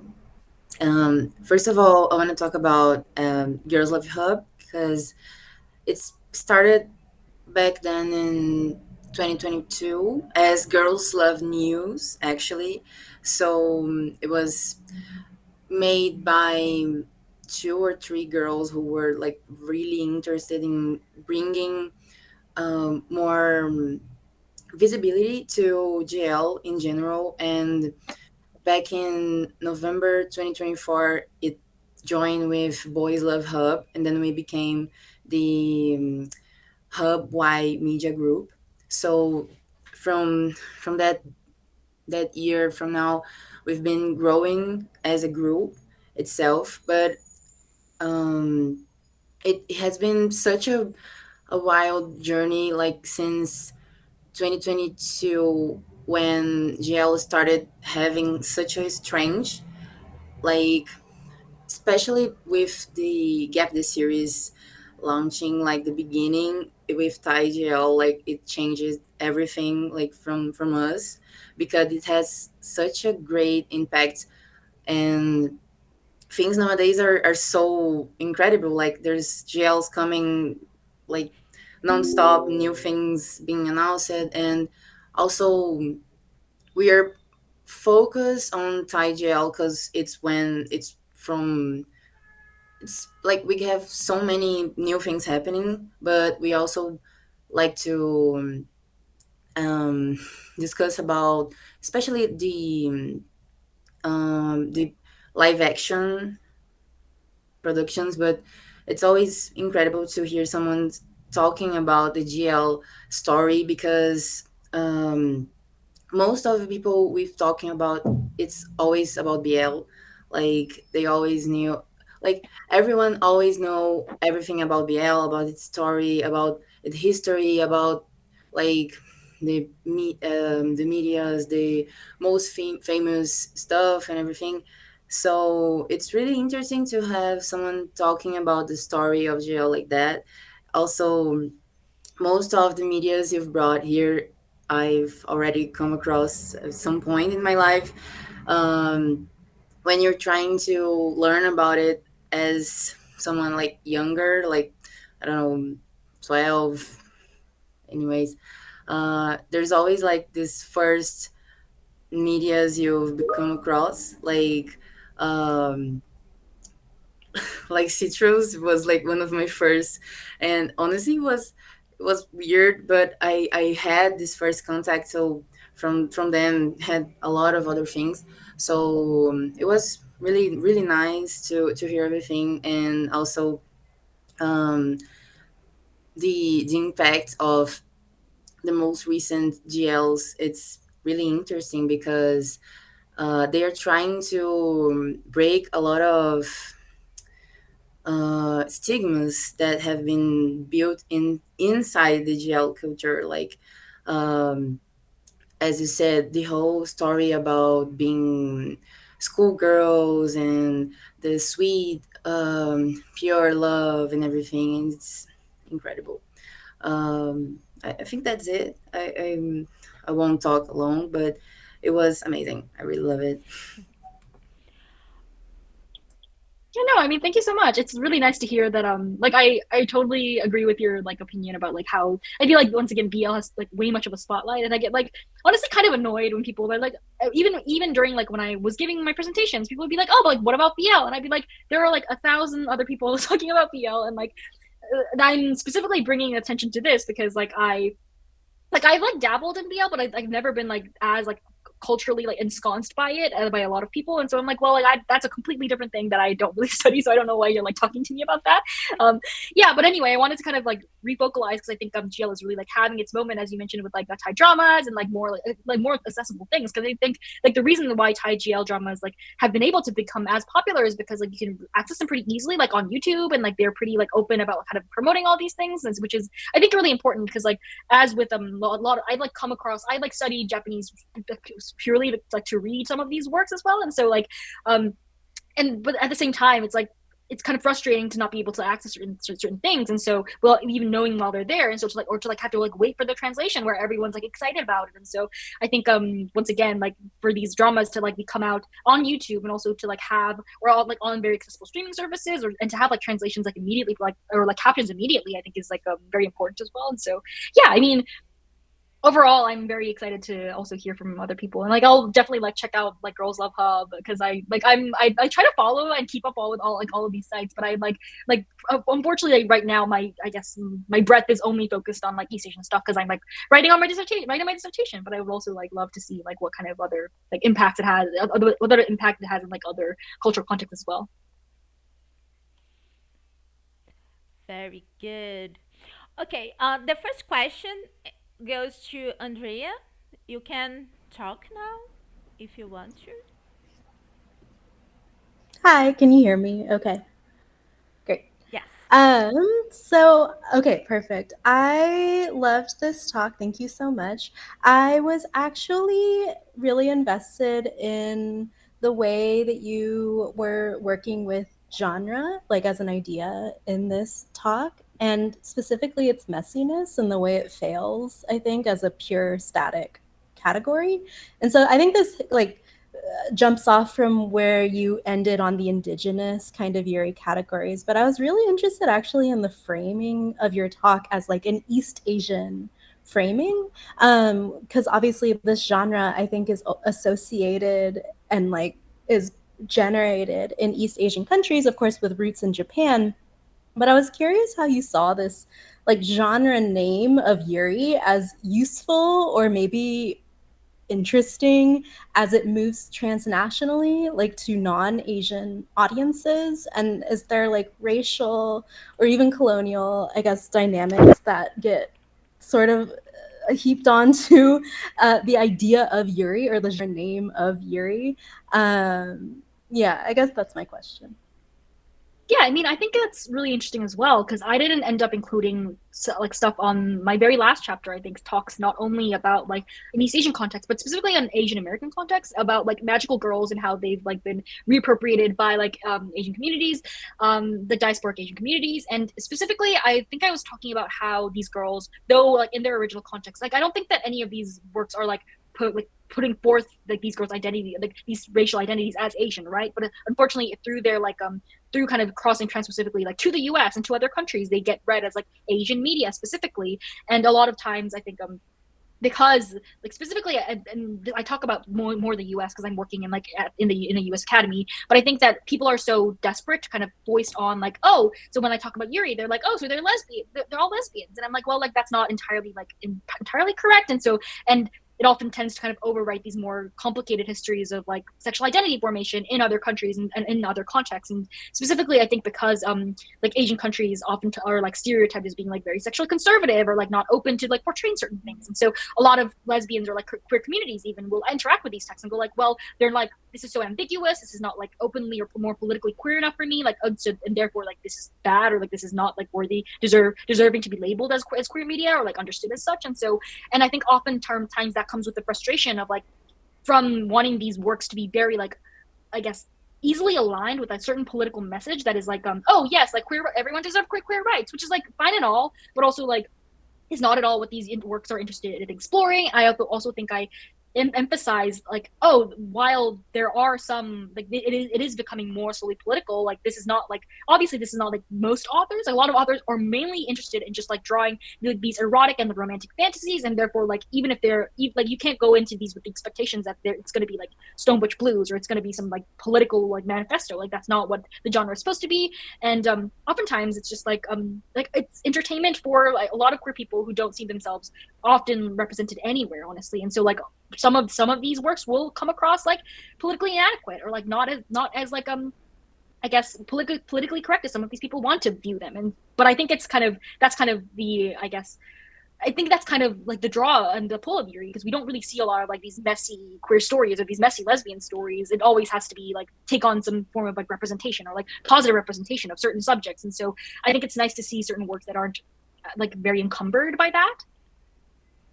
Yeah, that's really helpful because just to end my question, I feel like that helps with like the false universalizing of the particular queer politics of like the U.S. for instance, or like as a global expectation, right? Like the coming out narrative, for instance, is like the classic, which is not always uh, necessary or possible, right? So I think, yeah, no, I appreciate that. So thank you. Very good. Laura can go. Hi, King. Good evening or good afternoon. Thank you for this fabulous speech. I really enjoyed it. I was not acquainted with Yuri's history, so it was really enlightening for me. Thank you. And I'd like to ask if you'd have insights on the social elements that might have supported this kind of boom of the genre. And I asked that because although I might not be that familiarized with Yuri, I do enjoy watching Takarazuka, that all female theater troupe from Japan, with all their ambiguity in terms of gender and homoerotic desire. And although older than Nobuko's works, I know that the main writer for Takarazuka, they kind of found success after attempting to rewrite Yoshi's Nobuko's lesbians fiction, trying to fit them to a more kind of gender normative narrative. So I'd like to ask, in terms of social or cultural context, would you believe there to be any specific element that might have supported this boom of female same-sex relationships in Japanese media by the 20s?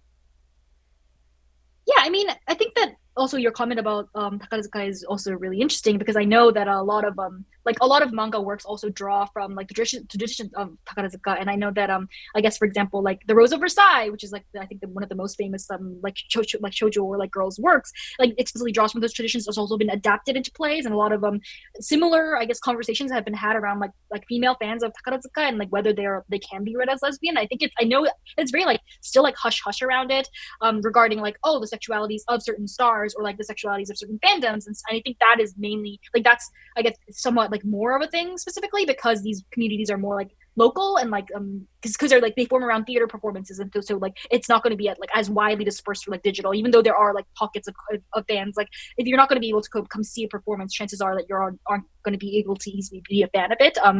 Though people have once again like transcended those boundaries a lot. And so in terms of the social aspects, I guess like yeah, I mean, I think that from like evolving from like Yoshio Nobuko's works, I think I saw a comment recently about how like and about I think Fujimoto Yukari talks about this in terms of like because once women started to like get equal pay to men or like started to become more employed in society, it became viable for them to no longer marry or no longer have to like I guess stay with their husbands in order to like make a living. And so they were able to kind of imagine a future for themselves outside of like this girls' school. They could be like, okay, like, and well, like prior to this, it had all these relationships unfortunately had to come to an end, and all of them were confined to girls' schools because that was just the environment, right? Like the only way anyone could like I guess entertain the idea of a female same-sex relation was if it was in a school where the people had freedom.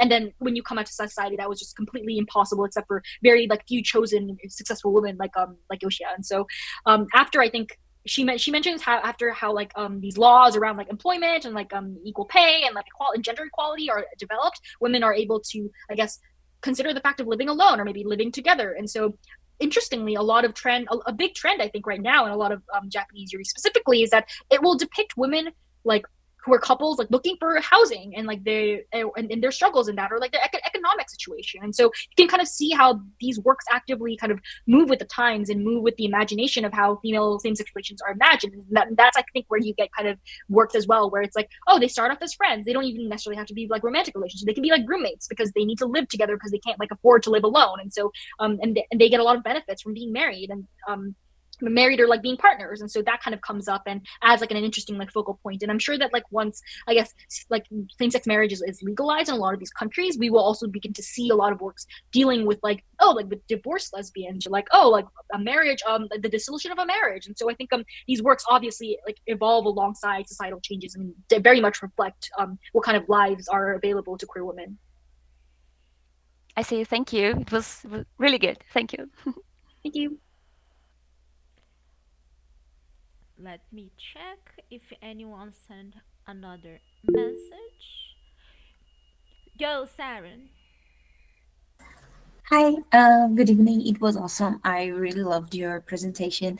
And it's not a question, it's more like a reflection because while you're talking about the history of Yuri, personally, I started by reading like Yaoi and BL. I wasn't very interested in GL or Yuri until, I don't know, um, I became like an adult, like at the end of my teenagehood, something like that. And recently I've started reading Nana, which is not Yuri, but I figured that a lot of people inside like the Yuri community, the fan community, it's like the thing that you said during your presentation. They see the story with a potential for you know same sex relationships, and I think Nana really it's an example of that because me as a lesbian, I read Nana and I'm like, oh my god, they're so clearly in love with each other, but they're never going to be together because problems. And I think that the way that you spoke about the Yuri walking alongside with the history of the lesbian community and its evolution, it's really important because I'm also reading this Yuri, which is pretty recent. In English, I believe it's the guy she was interested wasn't a guy at all, which we call Green Yuri inside the Yeah. fan community. Yeah, and I can see like a total difference between the way that the story is written, that the sexuality of the protagonists are also represented. So it's not a question, but it's more of a reflection of how your presentation spoke to me because I can see the difference of like the some I can say more old Yuris that I've read, and then the new ones. They're already pretty different. So it's that.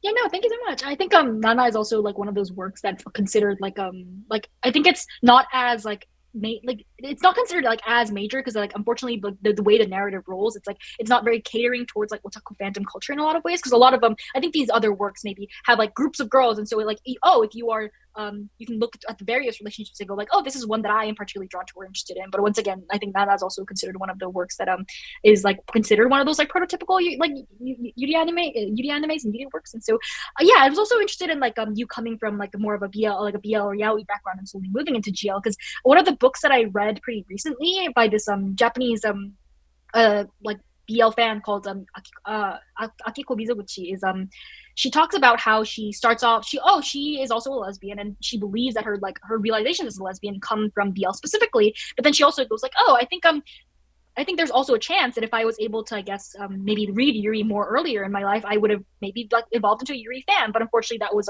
BL and Yaoi was what was like most accessible to me at the time, and therefore like that's kind of where my most like my allegiances lie. And so I think that kind of the way that like, specifically like lesbian subjects kind of form certain relationships to like subcultures and like depictions of like homosexuality like regardless of gender or like whatnot, I think is also like quite an interesting topic as well. And so yeah, I've also like I haven't yet had a chance to read the Green Yuri, which I know it's been going around. I took a trip to Japan, I think uh last May or since, and I saw it like all over the bookstores, and I was interested in it, but I didn't end up picking up a copy, which I kind of regret. But yeah, I think it's definitely you see more like it's definitely the genre's definitely evolved. The works that are coming out and becoming majorly popular among fans are like often works that most explicitly deal with these um like the category of the lesbian or like queer women or all that stuff. And also I think more recently I've also been watching a lot of like lesbian YouTubers in East Asia,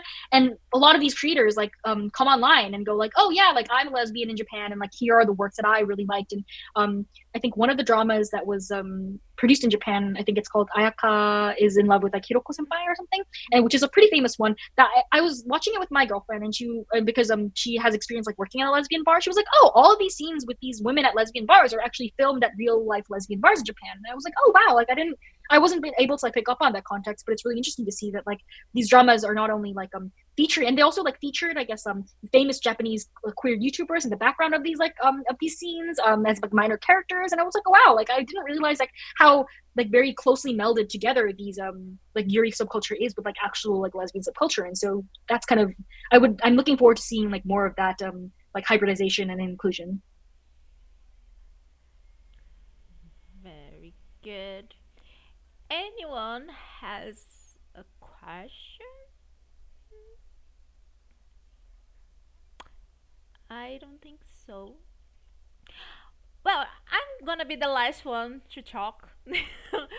um, Actually, you asked about about our connection with Yuri, and honestly, my connection started growing, I think, last year, because I started really young in the life of fan.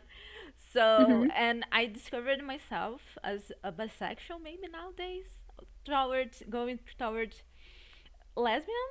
I don't know. It's a Mm-hmm. question. But I was always exposed to BL slash stuff like that.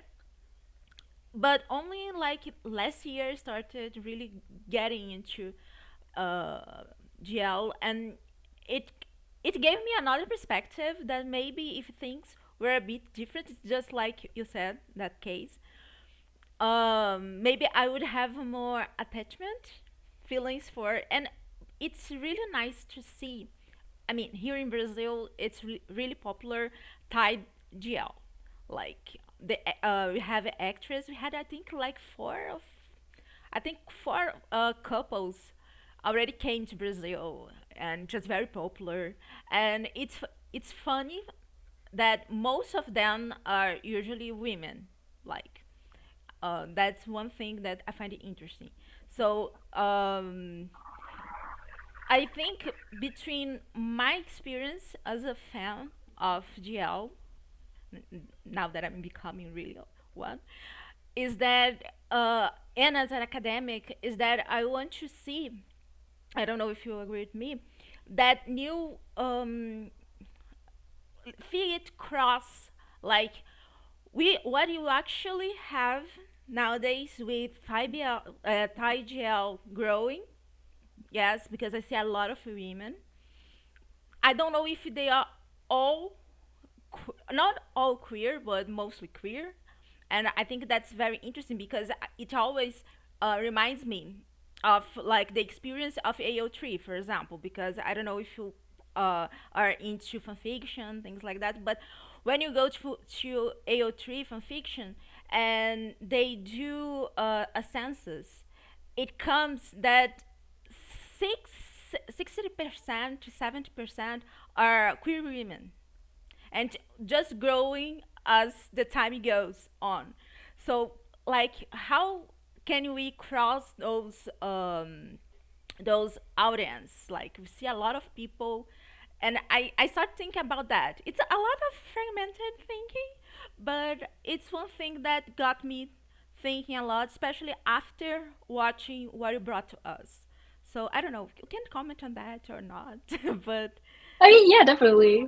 I think you also like, I think one thing that I discussed like more specifically in my dissertation is how these how Yuri fandom spaces work as actual like community hubs for women, because I know a lot of stories of like, oh, queer women, where you ask like, oh, where did you guys meet, and a lot of them will have met through like fandom, or like they would have met through like not even just Yuri communities, but a lot of them, I think they're like always rumors of like famous like BL creators like dating each other in Korea, like, oh, if you're like a famous like a K-pop fan fiction writer and you're a woman, apparently like other women have also been dating women in that space. And so I think a lot of these spaces are like filled, specifically fandom spaces have always historically been filled with queer women. And I think it's quite honestly odd that a lot of academics works have focused on these women as if they're all heterosexual, which I think is kind of an oversight. And I think also the one like the most specifically, I think it's also interesting in terms of like not only just the fans, but like if the creators themselves are like a lot, they're the creators of these works are queer women, and so like a lot of these people will have like the loudest voice in fandom and will be able to kind of guide the fandom in certain directions. yeah, and so like I'm for example, even know of people who were like previously had like some kind of homophobic bias, and then like, they were like, oh, actually, my favorite like creator is a lesbian, and they also like they had like they kind of educated me about like what so and so issues, and so therefore I'm just like I've kind of come to learn more about it, and so I think it's like a nice like a passive space where people come to like come to kind of entertain themselves and have fun, and then they kind of also meet like they can meet other queer women, they can maybe build community, they can maybe kind of I guess correct some of their like previous biases as well, and so I think yeah, overall, I think it's really interesting to see. Like, I didn't really know that Tai Giel had such a moment in Brazil, but I think it's really nice to hear that because um, it has such a like I know like the industry is like such a like it's I think it's structured in a way that's very different from other like media fandoms because like these couples are like belong to the same company and they are like contracted to like do certain things, and so I think it's I'm also interested in like the fallout of like what happens if these one of the actresses no longer wants to do this and like they have to like quote unquote like break up, like what happens then Just because like that. all these fans are so like parasocially involved, like what happens then, like I guess are people going to take sides in like the so-called divorce? Like I think it's kind of I think it will produce a lot of interesting like ideas and like I guess observations and also like academic, not only just academic but also like has social consequences upon like just the way that and then obviously these women are all like very starved, these queer women are all starved for stories about other queer women, and so like I think it's only going to honestly grow in popularity, so we'll see what happens.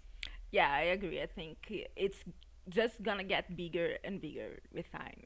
Because actually, that's what I'm seeing.